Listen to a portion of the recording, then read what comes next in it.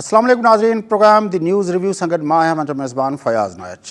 नाज़रीन, मुल्क जे सियासी मंज़रनामे ते बजट जीअं वेझो पई अचे तमामु तेज़ी सां जेको आहे उहे तब्दीलियूं रूनमा थींदे नज़र अचनि पियूं। अॼु एतिरे वॾे अरसे खां पोइ 2018 में जॾहिं चूंडूं थियूं हुयूं उतां रावलपिंडी मां चौधरी निसार अली ख़ान MP जी सीट खटी हुई, पर उन हलफ़ न खयूं। अॼु आख़िरकार हुन हलफ़ खयो आहे। उन सां गॾोगॾु ॿिया बि केतिरा ई मामला आहिनि जेके सम्झ में ईअं अचे थो पियो। जहांगीर तरीन ख़ान जो ग्रुप ठहियो, उन सां वरी मुलाक़ातूं थियूं। वरी उनखां अलावा जेको आहे असांखे बलोचिस्तान जे अंदरि बि हिकिड़ी फ़िज़ा जे अंदरि हिकिड़ी तब्दीली नज़र अचे थी पई। ॿिए तरफ़ जेको आहे शहबाज़ शरीफ़ साहब जेको आहे उहे आज़ादु थी चुका आहिनि। हुन ॿाहिरि वञण जी कोशिशि कई, तोड़े जो हुकूमत हुनखे ॿाहिरि वञणु न ॾिनो, पर हुन जेको आहे हिकिड़ो डिनर रखियो आहे, एशियाईओ रखियो आहे, जंहिंमें हुन पीपल्स पार्टी ऐं अवाम नेशनल पार्टी जी क़यादत खे पिणु इन्विटेशन ॾिनी आहे। त मतिलबु त PDM हिकु दफ़ो ॿीहर वरी पाण हिकु दफ़ो गॾिजंदे नज़र अचे पई। इन्हनि समूरनि मामलनि ते गुफ़्तगू कंदासूं। मुल्क जे सियासी मंज़रनामे ते वाक़ई का अहिड़ी का सूरत हाल में का शइ समथिंग कुकिंग, का पस मंज़र में का शइ डेवलप थिए पई, छा पियो थिए, उन ते गुफ़्तगू करण लाइ असां राब्तो कयो आहे मुल्क जे सीनियर सहाफ़ी नामहर तर्ज़ निगार जनाब इम्तियाज़ आलम साहब सां। इम्तियाज़ आलम साहब, अस्सलाम वालेकुम। जी वालेकुम अस्सलाम। इम्तियाज़ आलम साहब, ये क्या हो रहा है? चौधरी निसार अली को अचानक याद आ गया कि उसने हलफ लेना है, उसका हल्का जो है उसके मसाइल बहुत पीछे रह गए हैं, और फिर शहबाज शरीफ साहब निकल आए। वो जो NRO न देने की बातें थी वो भी चल रही हैं, लेकिन शहबाज साहब निकल आए और उसने फिर एशिया भी रख दिया है, उसमें पीपल्स पार्टी और NP को भी बुला लिया है। उसके साथ साथ जहांगीर तरीन ग्रुप की सरगर्मियाँ भी हैं। क्या कुछ हो रहा है बस मंज़र में? कुछ आपकी इतलात, कुछ आपका तज्जिया? देखिए, ये जो मामला तो बड़ा जो था जहांगीर तरीन और उसके ग्रुप का शोर शराबे का था, और वो बुनियादी तौर पे ये था कि जहांगीर तरीन को कोई NRO मिल जाए। बावजूद कि इमरान खान और उनके वजीर और उनके स्पोक्समैन कह रहे हैं कि ना वो देंगे NRO और हुकूमत की परवाह नहीं करेंगे। कल भी उन्होंने ये बयान दिया है अपनी कोर कमेटी मीटिंग में। लेकिन उनकी मुलाकात हुई पंजाब के चीफ मिनिस्टर के साथ, जिनसे पंजाब के PTI के MPs थे, नाराज ग्रुप के या कह लें जहांगीर ग्रुप के। उन्होंने एक अपने मुतालबात की फहरिस्तें पेश की, जिसमें लोकल डेवलपमेंट फंड का अपनी पसंद के अफसर लगवाने की बात थी। वो सारे उनके मुतालबे मान लिए गए, और फिर वो फवाद चौधरी भी आए, उनसे मुलाकात की। तो सब अच्छा हो गया, तय हो गया कि कोई बयान वगैरह जारी नहीं होंगे, और बजट इजलास में भी शामिल होंगे और बजट में वोट भी देंगे।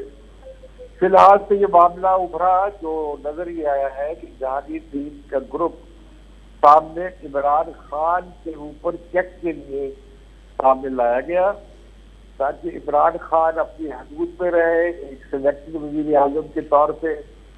और साथ ही जब मकसद हल हो गया तो मुझे बता दिया गया कि आप तो हवा में बैठे हैं, क्या बढ़ के मारते रहते हैं। तो उसके बाद उन्हें राजी भी कर दिया। ये ग्रुप कायम रहेगा और ये अगले इलेक्शन तक जाएगा, और उसमें ये ग्रुप जो है ये एक बैलेंसिंग फैक्टर पंजाब में बनेगा या बनाया जाएगा, क्योंकि नवाज लीग को भी पंजाब में मुकम्मल सीट तो मुकम्मल ओपन सीट में नहीं दिया जाएगा। लिहाजा PMLN को भी कटेल करने के लिए, तहरीक इंसाफ को भी चेक करने के लिए इस ग्रुप की काफी हिफाजत होगी। एक नई बाप बनेगी पंजाब में, जिस तरह बाप बलूचिस्तान अवामी पार्टी है बलूचिस्तान में, इस तरह पंजाब में पाप बनेगी पंजाब अवामी पार्टी। अच्छा, हाँ, वो ये एक प्लान है शॉर्ट टर्म और मिड टर्म। तो शॉर्ट टर्म का मकसद तो हासिल हो गया, फिर भी हासिल होता रहेगा। जब इमरान खान हुकूमत बनाने की कोशिश करेंगे तो फिर ये ग्रुप भी सामने आएगा उनको रस्ते से बांधने के लिए। तो फिलहाल तो ये इस ग्रुप का यही रोल नजर आ रहा है। अच्छा, हुकूमत को खतरा नहीं है। फिर वक्त बजट इनका पास हो जाएगा, पंजाब में भी हो जाएगा, मरकज में भी हो जाएगा। उसके बाद जब तक ये ठंड पड़ी रहेगी, क्योंकि अभी 2 साल बाकी है इंतखाबात में, जो सिटिंग MLA MPs है वो चाहेंगे कि उनके काम ऑफ हो जाए, फंड फंड मिल जाए उन्हें, लिहाजा इस ग्रुप की रौनक लगी रहे। अच्छा, ये जो चौधरी निसार अली खान को अचानक कैसे ख्याल आया हलफ लेने का? चौधरी साहब जो है, निसार साहब, वो लगता ही है कि वो डर गए इस बात से कि जो नया ऑर्डिनेंस आ रहा है उसमें अगर उन्होंने न लिया हलफ तो उनकी मेंबरशिप खत्म हो जाएगी। तो मैं समझता हूँ इससे ज्यादा चौधरी निसार की हलफ लेने की अहमियत इसके अलावा नहीं है। वो ना मुस्लिम लीग की सियासत में है, ना पीपल्स, ना वो पीटीआई की सियासत में है, तो लिहाजा वो ये कोई ऐसी खास डेवलपमेंट नहीं है कि भाई, क्योंकि नवाज शरीफ उन्हें किसी सूरत में भी पंजाब में बतौर एक मुतबादल के कोई अगर अरेंजमेंट इस तरह की हो, अगर कोई ऐसा ख्याल है तो नवाज शरीफ तो कबूल नहीं करेंगे। और शरीफ खानदान पंजाब की जो लीडरी है या चीफ मिनिस्टरशिप वो अपने घर से बाहर जाने नहीं देंगे, लिहाजा ये ऐसी टाई फिश है बात। अच्छा, शरीफ फैमिली की बात की, शहबाज शरीफ साहब आज आ गए बाहर, वो जो एनआरओ न देने की बात थी लेकिन फिर उसको बाहर जाने की उसने कोशिश की, रोक दिया गया उसको। ये कौन एनआरओ दे रहा है, कौन अपना ये इस तरह की इजाज़त दे रहा है अपना? फिर वो जिसे आप कौन कहते हैं वही दे रहे हैं, और शहबाज शरीफ की जमानत का जो हुक्म है उसमें तो वो केस ही उन्होंने खत्म कर दिया तकरीबन, क्योंकि उसमें कहा है कि ना कोई शहादत है, ना इनका नाम है, ना तो मनी लॉन्ड्रिंग, न टीटी के पैसे इनके अकाउंट में आए हैं, तो फैसला बड़ा वाशदाफ है। अब ये शहबाज शरीफ ने अपनी रिट वापस ले ली है, नजारे किस ग्राउंड पे दोबारा फाइल करेंगे नहीं करेंगे, लेकिन बाहर जाने का उनका मकसद तो यही था कि नवाज शरीफ से बैठकर वो अपना एक लंदन प्लान बनाए। उस लंदन प्लान को रोकने के लिए शहबाज शरीफ को जाने से रोक दिया गया, लेकिन वो प्लान रुकने वाला नहीं है, वो चलता रहेगा। अभी उसमें कोई फाइनल शक्ल नहीं बनी है।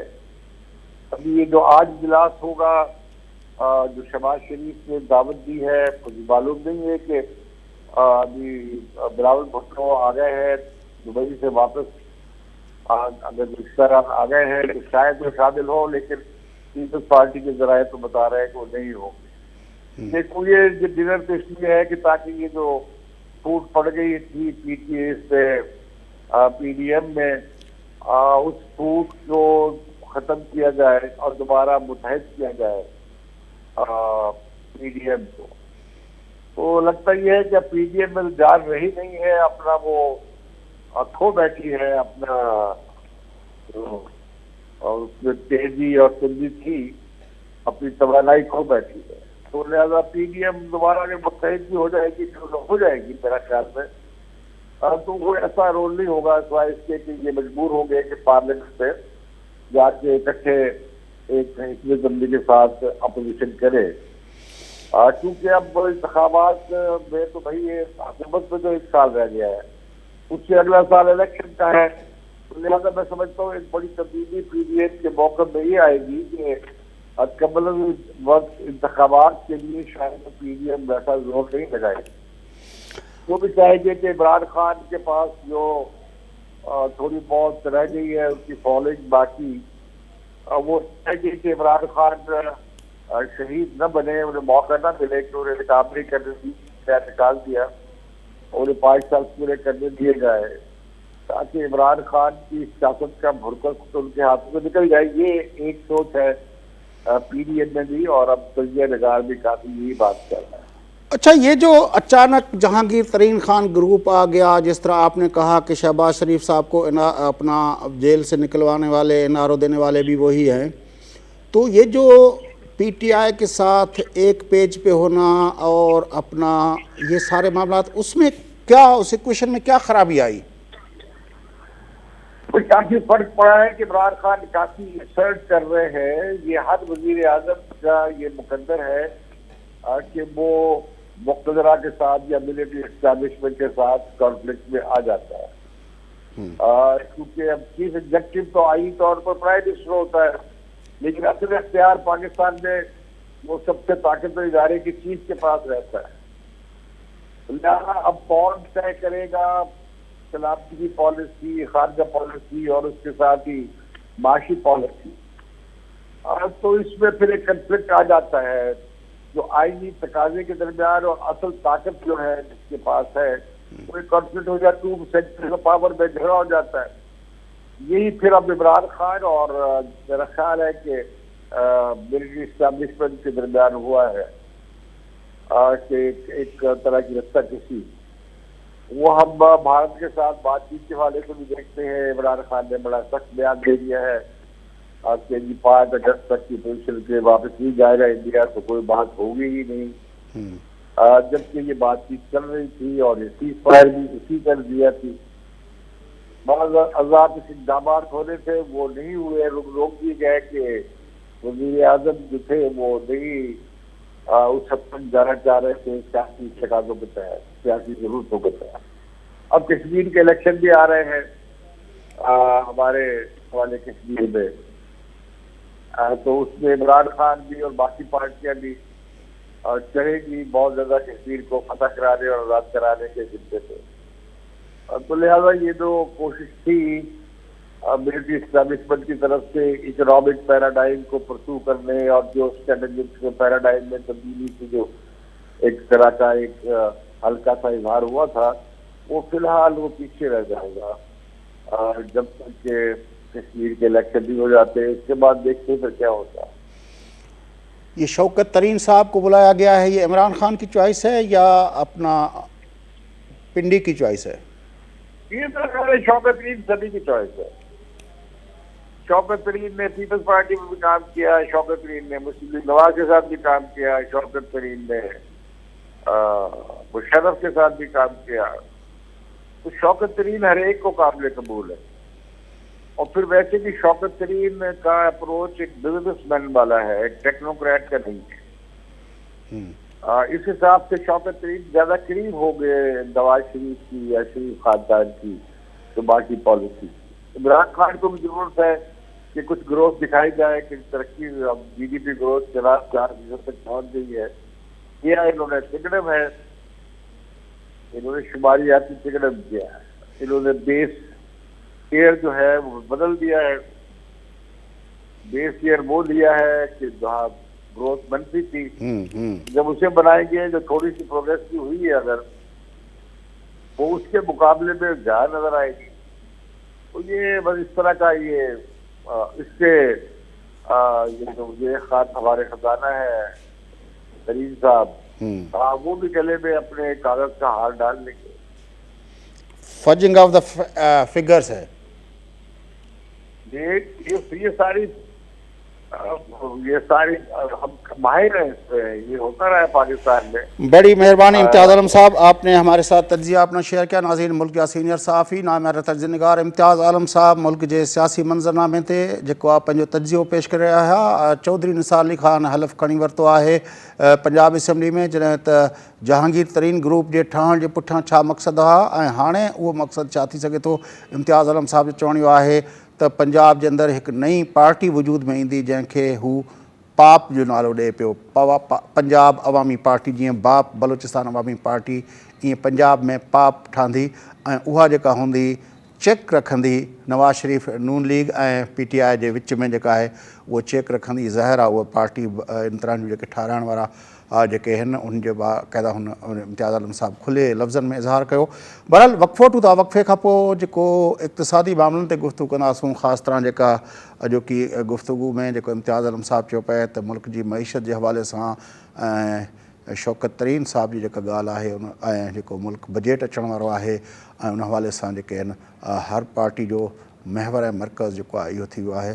गुफ़्तगू कंदासीं मईशत जे मामलनि ते वक़फ़े खां पोइ सां गॾु।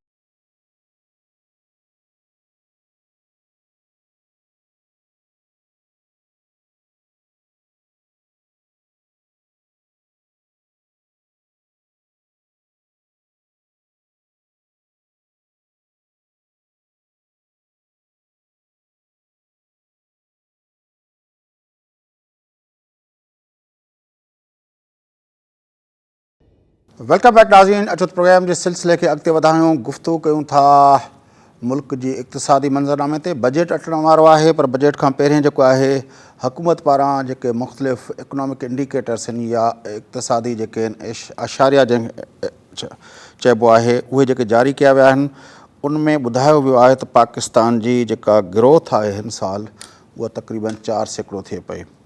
तमामु सॼी दुनिया खे हैरान करे छॾियो आहे इन्हनि अङनि अखरनि। इन्हनि अखरनि जी हक़ीक़त छा आहे, उनजो जाइज़ो वठण लाइ असां राब्तो कयो आहे मुल्क जे सीनियर इक़्तिसादी माहिर डॉक्टर मोहम्मद अयूब महर साहब सां। डॉक्टर महर साहब, अस्सलाम वालेकुम।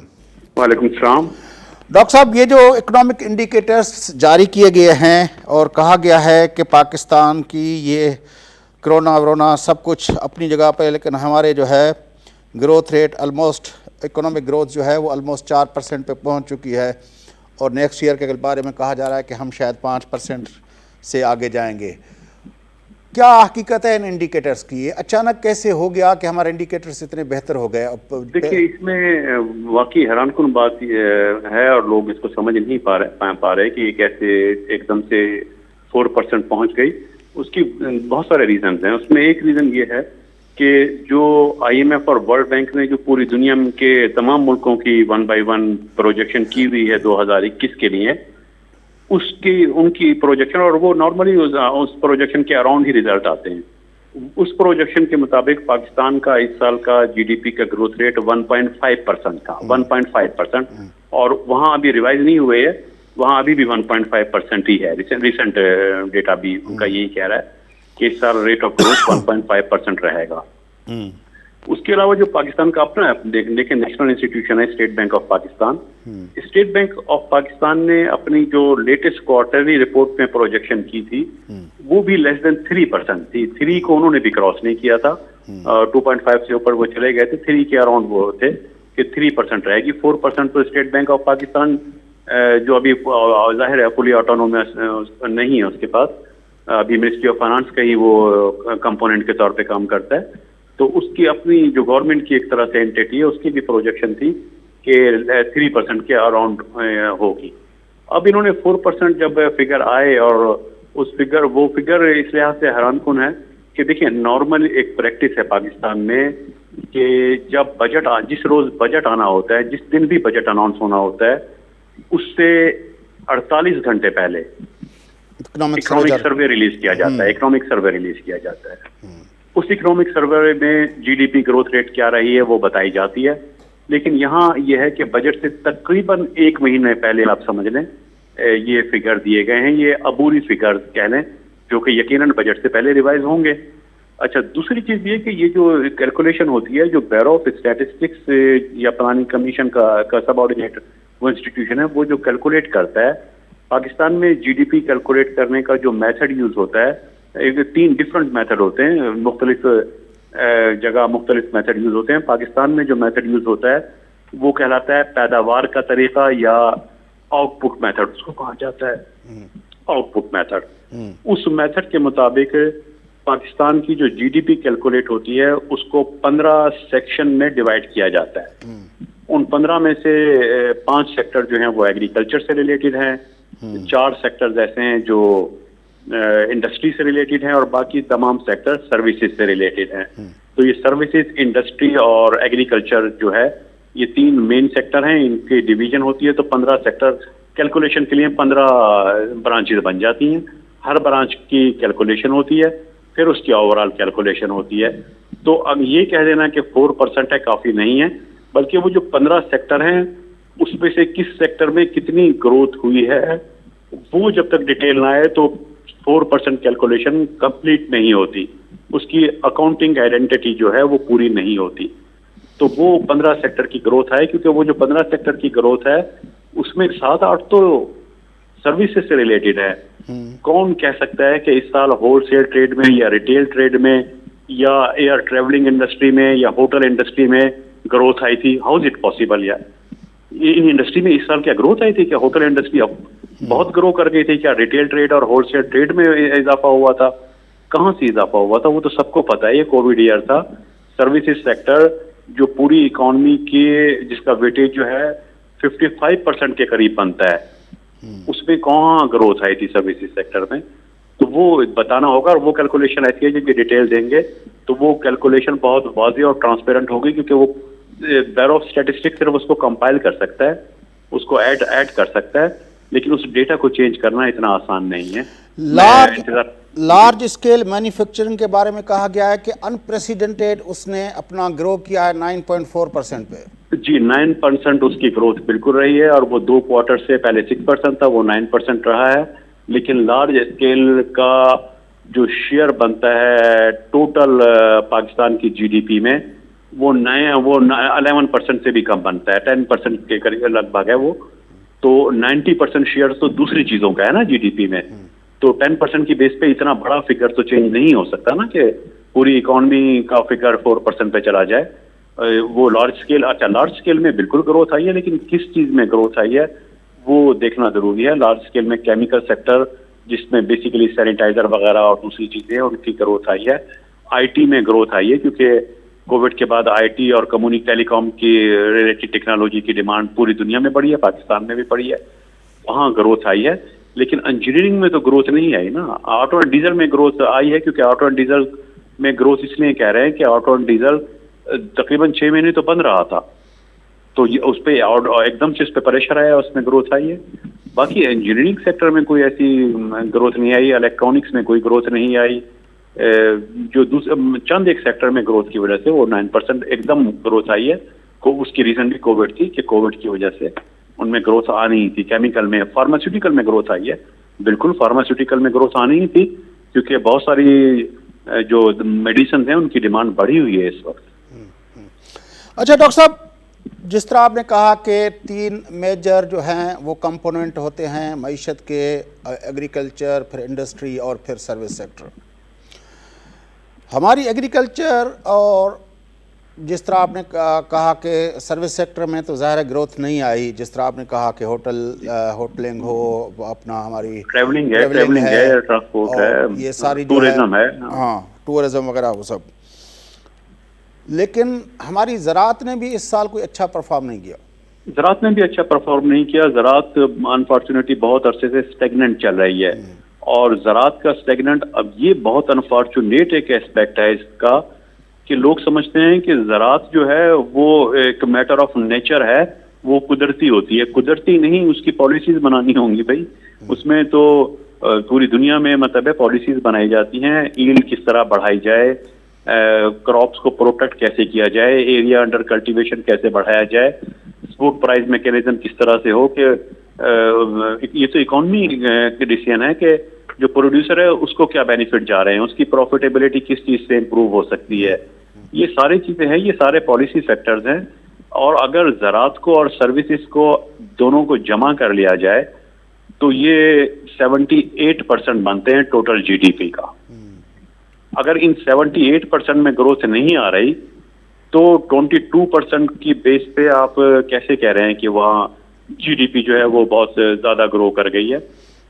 इसको कोई भी नहीं मानेगा। और अगर इसको मान लिया जाए, बिलफर्ज इसको मान लिया जाए 4% ग्रोथ हुई है, तो इसके एक इम्प्लीकेशन जो मेरी नज़र में है, जो फौरी तौर पे जी इसकी इम्प्लीकेशन होगी कि अगर जीडीपी बढ़ गई है तो टैक्स टू जीडीपी रेशियो अगर आप वही रखना चाह रहे हैं जो पहले से थी, तो आपको फिर बहुत ज़्यादा टैक्स कलेक्शन बढ़ानी पड़ेगी। ये इंडस्ट्री को भी समझना चाहिए, टैक्स पेयर को भी समझना चाहिए कि अगर जीडीपी ग्रोथ बढ़ी है तो टैक्स कलेक्शन भी फिर उसी तरह से बढ़नी चाहिए।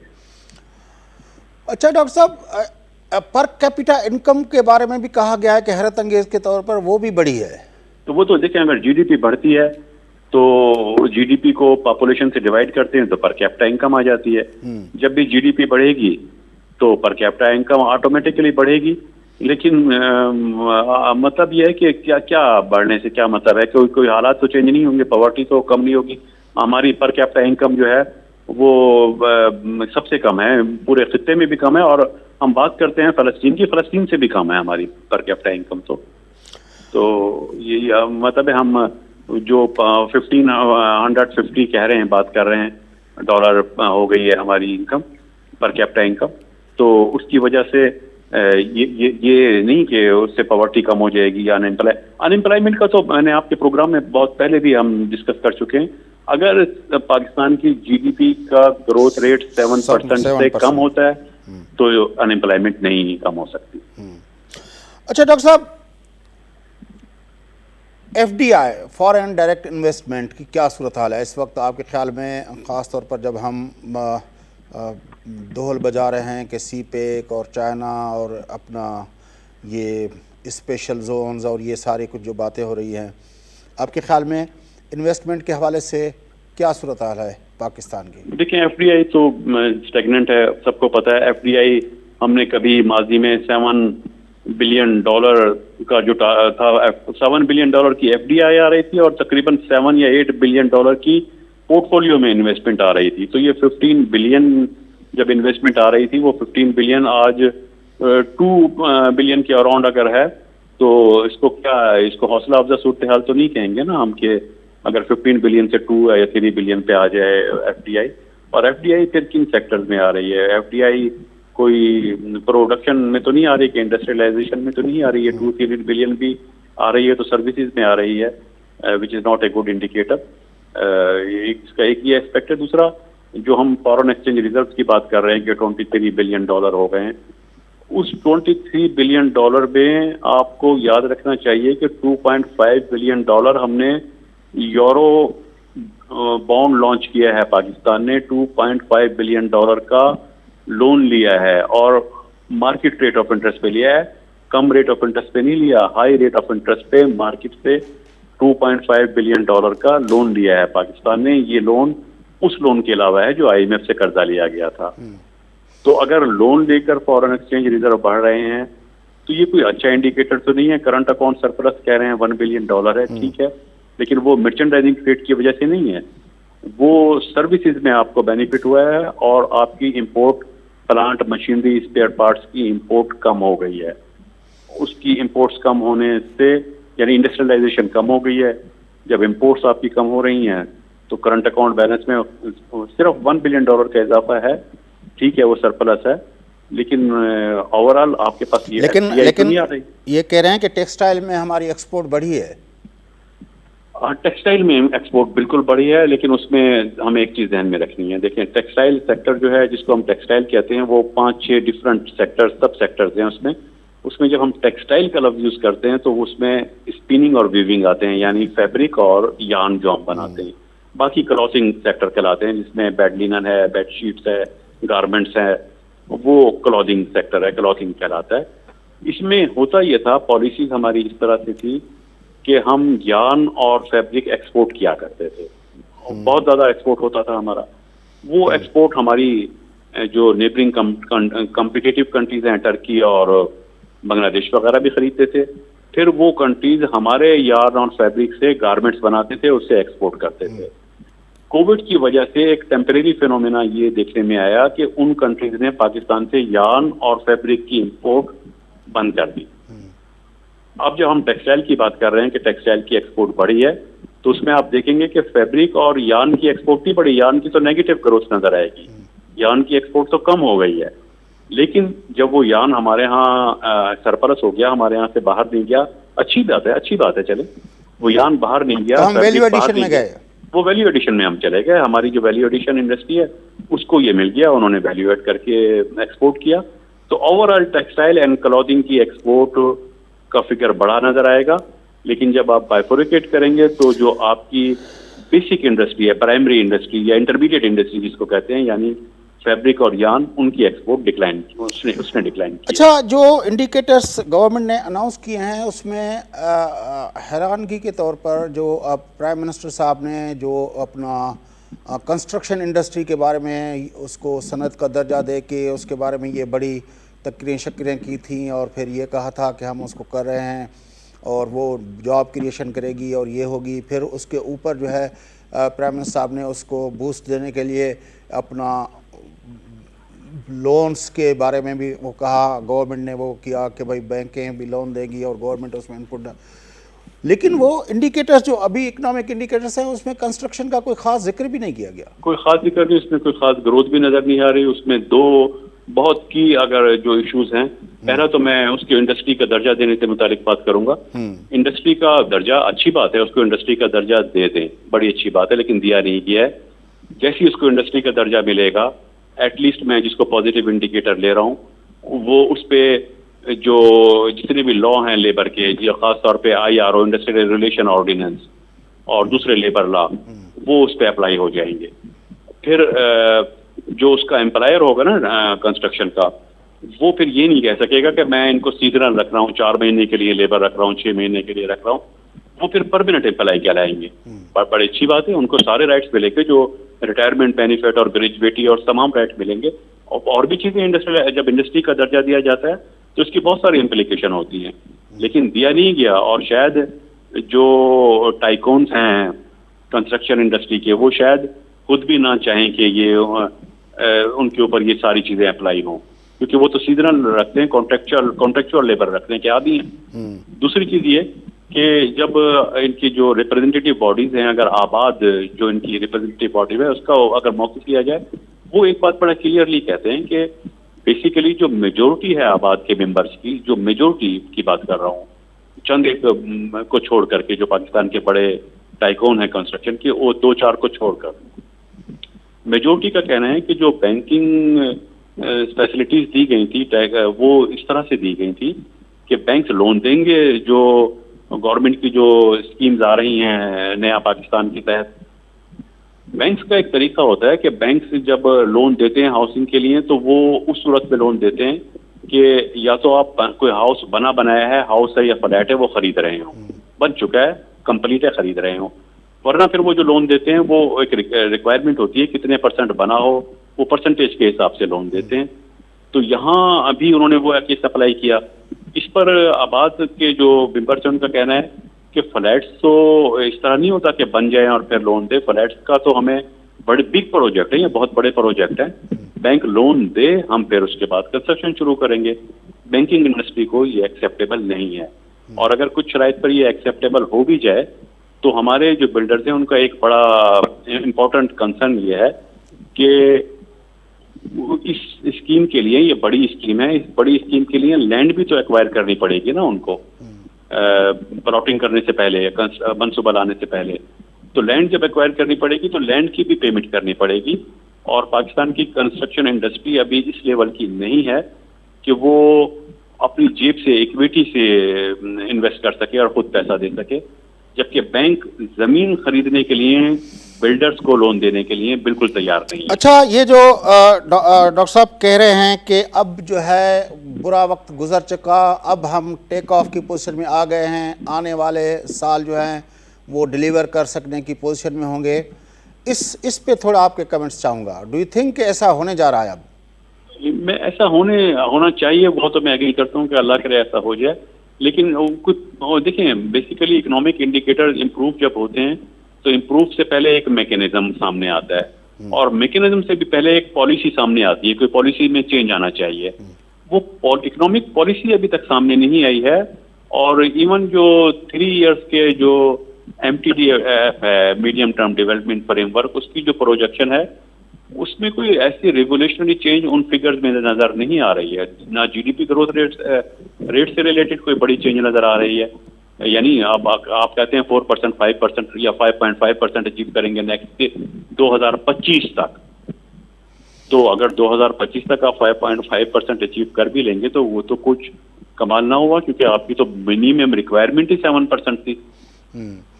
बड़ी मेहरबानी डॉक्टर साहब, आपके साथ आने वाले दिनों में काफ़ी बात होगी। अभी आपके ने वक्त दिया, आपका बड़ा बहुत शुक्रिया। नाज़रीन, गुफ्तगू तामदी मुल्क के अंदर इकनॉमिक इंडिकेटर्स के हवाले सां जेका को मौजूदा आवाउन मुल्क जा इक़्तिसादी माहिर उन ॻाल्हि खे तस्लीम कोन था कनि, ऐं उहे चवनि था त ही जेके कुझु अंग अखर ॿुधाया पिया वञनि, उन्हनि अंग अखरनि में का हक़ीक़त जेका आहे उहा नज़र कान पई अचे।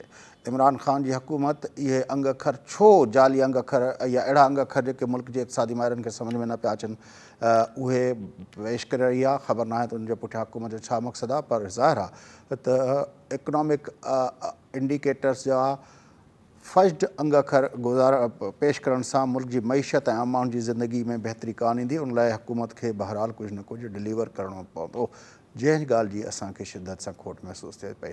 प्रोग्राम जो वक़्तु पूरो थिए थो। पंहिंजे मेज़बान फयाज़ नाशकिन सदाईं गॾु।